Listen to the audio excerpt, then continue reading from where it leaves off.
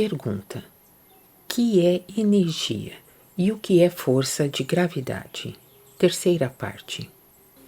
Essa descrição naturalmente ainda é muito unilateral e só se pode tirar proveito do que foi dito aqui, tão logo também se considerar as leis da espécie igual. Com isso, tem de se observar, antes de tudo, os invólucros, pois cada invólucro está sujeito apenas às leis de sua espécie, o que significa que o corpúsculo espiritual só pode atuar corretamente onde seu último invólucro externo se encontrar na igual espécie. Portanto, com o invólucro de matéria grosseira, somente na matéria grosseira, e, mesmo aí, somente na respectiva espécie bem definida. Com o invólucro de matéria fina, somente na espécie igual de matéria fina, com o invólucro enteal, somente na espécie igual da entealidade. Disso resulta, naturalmente, que a lei que denominamos lei da gravidade, isto é, da possibilidade de afastamento da força de atração do reino espiritual, também atua com predominância somente no respectivo invólucro externo, sendo este, portanto, decisivo para a permanência e para a força da atuação direta. As chaves para abrir passagem para outras espécies, como da fina entealidade para a média e grosseira, bem como depois para os planos materiais, são sempre as modificações das irradiações do corpúsculo espiritual, devido aos envolvimentos subsequentes. Sem essas modificações, seria impossível uma passagem ou uma atividade na atração. O espiritual teria de ficar, pois, completamente ineficaz se chegasse diretamente na criação, sem transições, visto faltarem então quaisquer possibilidades de ligação. Antes de finalizar, mais uma coisa. De minha explicação, depreende-se que o espiritual, por si só, não está sujeito à lei da gravidade. Não conhece peso e sempre que estiver desprendido de seus invólucros, terá irresistivelmente de ascender ou voar para cima, ao reino espiritual, que não está sujeito à lei da gravidade por nós conhecida.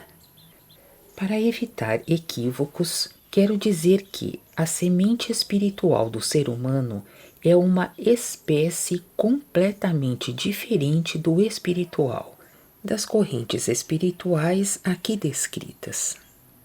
Possui também muito mais força de atração e também a exerce, até um determinado ponto, diretamente sobre os corpúsculos espirituais envolvidos.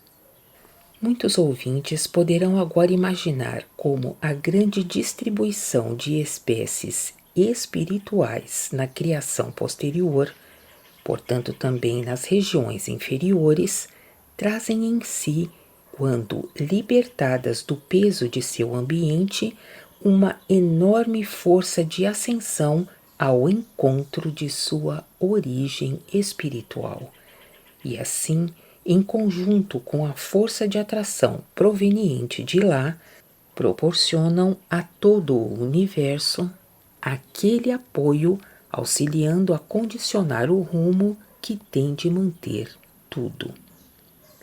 O campo é tão vasto que o pequeno resumo de hoje terá de ser subdividido em muitas dissertações, a fim de poder orientar corretamente os ouvintes e leitores.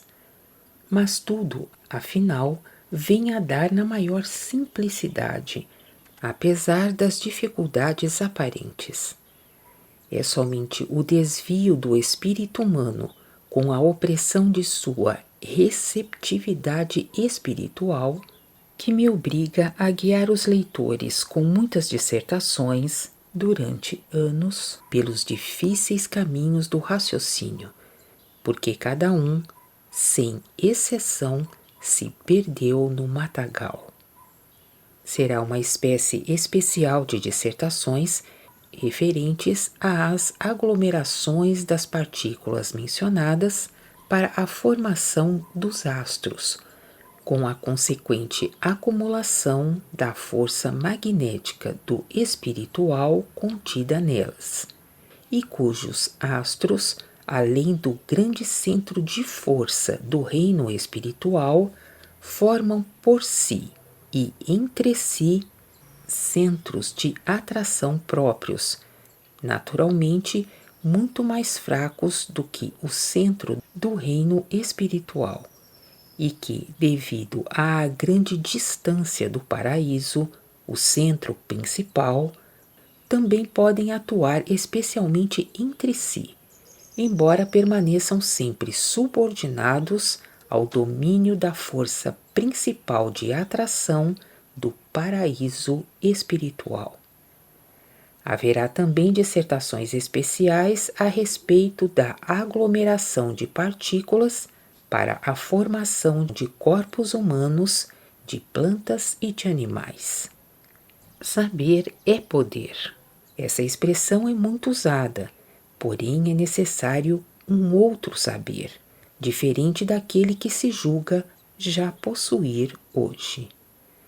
Trata-se do saber espiritual e não somente do saber do raciocínio. Até agora, a ciência exata ainda nada alcançou de notável nisso, e todas as demais se perdem com um tatear incerto no reino das inúmeras lacunas dos domínios inferiores. Apenas quem conhece todos os segredos da criação pode fazer florescer o mundo da matéria ou destruí-lo.